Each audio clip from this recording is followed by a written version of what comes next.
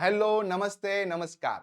ધોરણ 11 અને ધોરણ 12 ના વિદ્યાર્થીઓ માટે રાઇટિંગ સેક્શનમાં આવતો 5 માર્ક્સનો એક મહત્વનો ટોપિક એટલે કે ઈમેલ રાઇટિંગ. અને ઈમેલ રાઇટિંગમાં તમે 5 માંથી 5 માર્ક્સ આરામથી મેળવી શકો છો. અને આ 5 માંથી 5 માર્ક્સ મેળવવા માટે તમારે અલગ-અલગ એક્ઝામ્પલોની પ્રેક્ટિસ કરવી જોઈએ. અને એની અંદર પણ બોર્ડની પરીક્ષામાં પૂછાયેલા ઈમેલ એક પણ મિસ કરવા જોઈએ નહીં. તો એવા જ હેતુથી તમને આજના વિડીયોમાં મે 2022માં પૂછાયેલું ઈમેલ રાઇટિંગ મસ્ત મજાની મેથડથી સમજાવીશ. પુરવણીમાં કેવી રીતે લખવાનું સાથે સાથે એ પણ સમજાવીશ. તો આ નાના એવા વિડીયોમાં તમને 100% મજા આવે એવી માહિતી મળશે. પણ એની પહેલા ઓલરેડી અગાઉની બોર્ડની પરીક્ષામાં પૂછાયેલા ઈમેલ આપણે એક એક એક્ઝામ્પલ વાઇઝ વિડીયો બનાવીને મૂકેલા છે. તમે ઓછા સમયમાં સારું રિવિઝન કરી શકો, કન્સેપ્ટ સમજી શકો, એના માટે આ બધા જ વિડીયો જોજો, તમને 100% ગમશે. ચલો વાત કરીએ મે 2022ના ઈમેલ રાઇટિંગની. તો અત્યાર સુધી જેટલા બી ઈમેલ રાઇટિંગ પૂછાયા એના કરતા આ ઈમેલ રાઇટિંગ થોડું અલગ હતું. કારણ જે તમને શાંતિથી સૂચના તમે વાંચો અને એમાં 3 મુદ્દા મળે, ફ્રોમ, ટુ અને સબ્જેક્ટ, એ આ સૂચનામાં બધા જ નહોતા મળતા. અને થોડી ડિટેલ અલગ લેવલે આપેલી હતી. તો શાંતિથી સૂચના વાંચવી પડશે. રાઇટિંગ સેક્શનનો કોઈ પણ તમે ટોપિક લખો, પહેલું કામ કરજો સૂચના શાંતિથી વાંચવાની અને ધીરજ સાથે કામકાજ કરવાનું. પ્રેઝન્ટેશન સોલિડ લેવલનું કરવાનું. પેપર ચેકરને માર્ક્સ આપવા માટે મજબૂર થવું પડશે. તો આ સૂચનામાં તમે શાંતિથી વાંચશો તો તમને લખનારની કોઈ માહિતી નથી આપી. તમને જ્યાં ઈમેલ મોકલવાનું છે એનું ઈમેલ એડ્રેસ આખું જ આપેલું છે. મતલબ ટુ વાળી માહિતી છે, ફ્રોમ વાળી માહિતી નથી.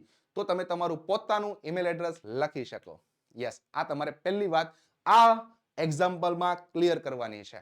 બીજી વાત કરીએ, તમને ટાઇટલ તો આપેલું જ હોય છે, જે આમાં પણ છે, પણ સાથે સાથે જે તમારે લખાણ લખવાનું છે એમાં ઘણા બધા મુદ્દા ધ્યાનમાં રાખવાના છે. જેમ કે લખેલું છે મેન્શન યોર બુકિંગ ડેટ. તમારે તારીખનો ઉલ્લેખ લખાણમાં કરવો પડશે. અને સાથે સાથે તમે જે રોકાવાનો સમયગાળો છે એ પણ તમારે મેન્શન કરવું પડશે. તો હાલના સમયમાં જે પ્રેક્ટિકલ લાઈફમાં જરૂર પડે, કેમ કે ફરવાનો ટ્રેન્ડ છે, તો આપણે જે ઓનલાઈન બુકિંગ કરતા હોય એના બેઝ ઉપર આખી થીમ પૂછાઈ હતી, જે ખૂબ કામની છે. અને આ પ્રકારના જ ઈમેલ રાઇટિંગ 11-12માં રિપીટેશન થતા હોય છે, એટલે ખાસ કન્સેપ્ટ સમજવો જરૂરી છે. કઈ રીતે લખી શકાય હવે જોઈએ. તો સૌથી પહેલી વાત, તમને અહીંયા ફ્રોમ વાળી માહિતી કોઈ આપેલી નથી, પણ ટુ વાળી માહિતી તો છે. મતલબ રિસીવરનું ઈમેલ એડ્રેસ તમને અહીંયા આપેલું છે, જેમાં તમારે કોઈ ચેન્જ કરવાનું નથી. જે છે એ એઝ ઇટ ઇઝ ટુ વાળી લાઈનમાં લખી નાખવાનું છે. પછી તમને અહીંયા સબ્જેક્ટ પણ આપેલો છે, booking of rooms and safari visit, જે તમને અહીંયા દેખાય છે. તો આ સબ્જેક્ટ પર હવે તમારે ઈમેલ લખવાનો થશે. તો સાવ ઈઝી ભાષામાં તમને લોંગ ટાઈમ યાદ રહી જાય એવી સરળ સરળ વાક્ય રચનાઓ સાથે આખી ડિઝાઇન કરીને તમારા માટે આવ્યો છું. તમને 100% ગમશે. અને ગમે તો વિડીયોને લાઈક કરજો. ચાલો જોઈએ. પહેલું આપણું બધું જ ઈમેલ લખવાનો મેઇન મુદ્દો કયો હોય? ફ્રોમ, ટુ અને સબ્જેક્ટ. તો પહેલા એ લખી નાખવાનું. ત્યારબાદ કોલન. અને પછી તમારે વિગત ભરવાની શરૂ કરવાની. મેં કીધું એ પ્રમાણે ફ્રોમ વાળી માહિતી નથી તો મારી પોતાની લખી નાખું. ટુ વાળી માહિતી છે જે અહીં આપેલી છે એઝ ઇટ લખી નાખું. અને હમણાં આપણે સબ્જેક્ટ જોયો એ તમારે અહીંયા લખી નાખવાનું.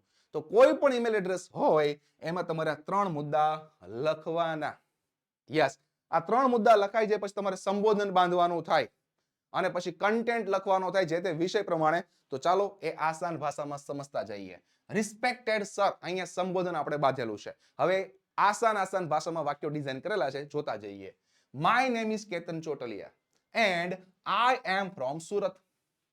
I am writing to request the booking of 2 rooms at Chinkara Blackbuck Resort for our stay.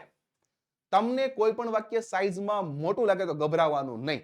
વાક્ય નાનું જ હોય છે, એમાં અલગ અલગ પ્રીપોઝિશન થી જોડીને, કન્જંક્શન થી જોડીને વાક્ય લાંબુ બનાવેલું હોય છે. તો બહુ જ આસાન ભાષામાં જ છે. યસ, વી આર પ્લાનિંગ, ચાલુ વર્તમાન કાળ. ગ્રામર ખોટું નહીં લખવાનું, આ મુદ્દો ખાસ ધ્યાનમાં રાખવાનો. We are planning to visit the resort on December 5, 2025. જો સૂચનામાં સમય મેન્શન કરવાનો કીધો હતો તો સમય મેન્શન થઈ ગયો. જે કીધું હોય એ તો ખાસ લખવું જ પડે.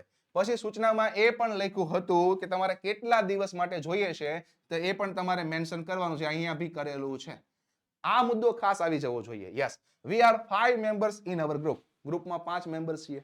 યસ, we need, સાદો વર્તમાન કાળ, અમારે 2 રૂમ જોઈએ છે 2 દિવસ માટે. સાથે સાથે ડેટ પણ લખી દીધી કે 5 તારીખ અને 6 તારીખ. તો જે સૂચનામાં માંગેલું હતું એ આપણા પહેલા પેરેગ્રાફમાં આવી ગયું. Yes, please book the room for us. Simple વાક્ય, આજ્ઞાર્થ વાક્ય, સાદો વર્તમાન કાળ, ચાલુ વર્તમાન કાળ. હવે તમારી નોર્મલ તમને જે ગ્રામરની વાક્ય રચના ફાવતી હોય એ યુઝ કરીને લખતું જવાનું. વી વિલ રીચ, સાદો ભવિષ્યકાળ, અમે ત્યાં પહોંચીશું ધેર એટ અબાઉટ 10 AM. તો એક બેઝ બની ગયો. હવે અંદર જે કાંઈ તમારે ઇન્ક્લુડ કરાવવું છે એ બધી તમારે નેક્સ્ટ પેરેગ્રાફમાં કહેવાની થશે. I would also like to go for safari visit. મને સફારી વિઝિટ કરવી ગમશે. યસ, ઇફ પોસિબલ, જો શક્ય હોય, please book an open jeep for 5 people. અમારા 5 લોકો માટે ઓપન જીપ પ્રોવાઈડ કરજો, મજા આવે એમાં કામકાજ કરવાની. We would like to visit the park at about 4 PM.